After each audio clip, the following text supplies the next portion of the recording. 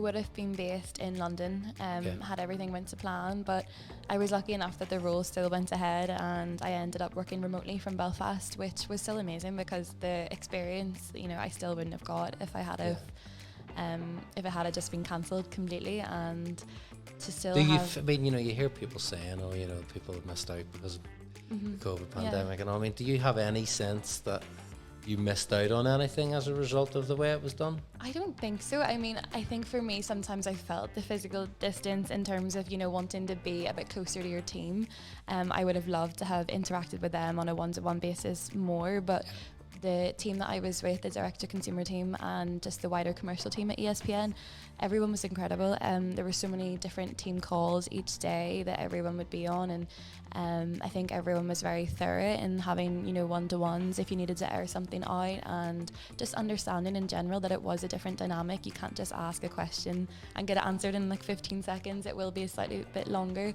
And I think that actually matured me most professionally, having that remote experience, because it wasn't something I was used to before. I think having everything in person would have been very comfortable.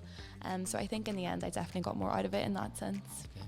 I suppose for an organisation like ESPN, the whole idea of hybrid or remote is probably something they were used to anyway, with teams all over the place. So video conferencing and tape, calls with people in different locations is probably something they were quite familiar with anyway, so it wasn't a massive leap. Yeah.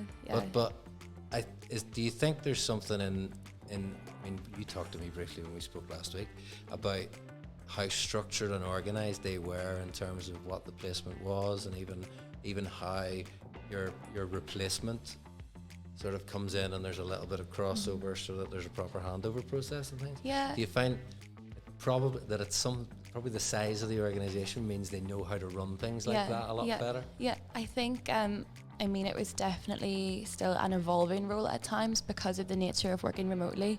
I know that previously another manager on my team, he had an intern himself, but then he didn't get one the year that I was an intern, and so at times I would help him out with bits and pieces too.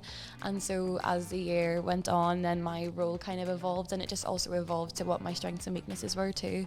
And then when it came to my replacement, we more or less had a week, and anytime he was free, he'd just jump on a call with me, and as I did my day-to-day roles, I would just walk him through those. And it's just having that I think touch point with me was so important for him to then get to grips of working remotely, and just to even get used to the team dynamics and how everything was running, I think was really useful.